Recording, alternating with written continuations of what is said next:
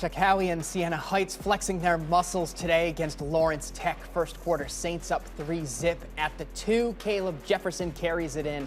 Siena Heights extends the lead to 10, but the Blue Devils score 2 straight TDs.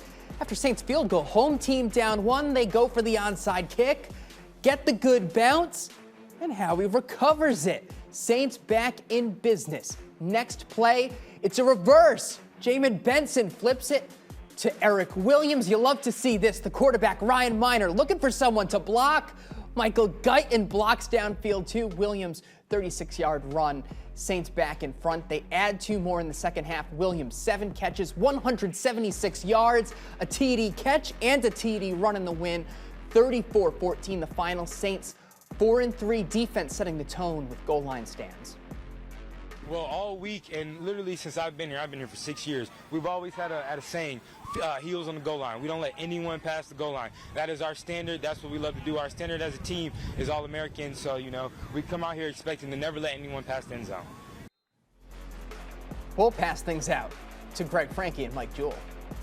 Siena Heights had been on a streak where every game except last week's had basically gone down to the final play. It looked like they finally might get out of that pattern as they took over the game. They were on the verge of blowing it out early, but then it looked like, hey, it may go down to the wire again.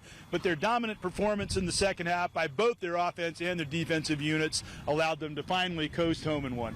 Perfect, and that's exactly what you want. Matt Cohn has to be so proud of these guys, the way they came out, elevated their level of play, faced some adversity as they have in the past, and the special teams unit getting them off to the start. Bookman with that huge punt.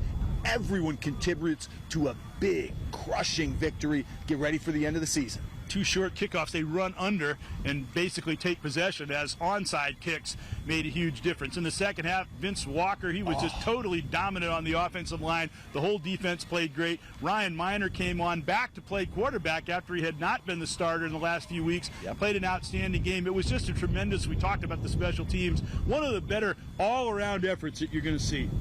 That's it. In that defense that Vince Walker is so proud of. You see it with those redshirt seniors himself, Cole Merlin, Joseph Wharton, Aaron Simley. These guys make plays, they play for each other, and that culture just exudes into every phase of the game. I'd love to see practice week for these guys because I bet they get after it and have fun. They got a big game with Indiana Wesleyan. He said we're just going to put it on the line in practice. That's where it starts.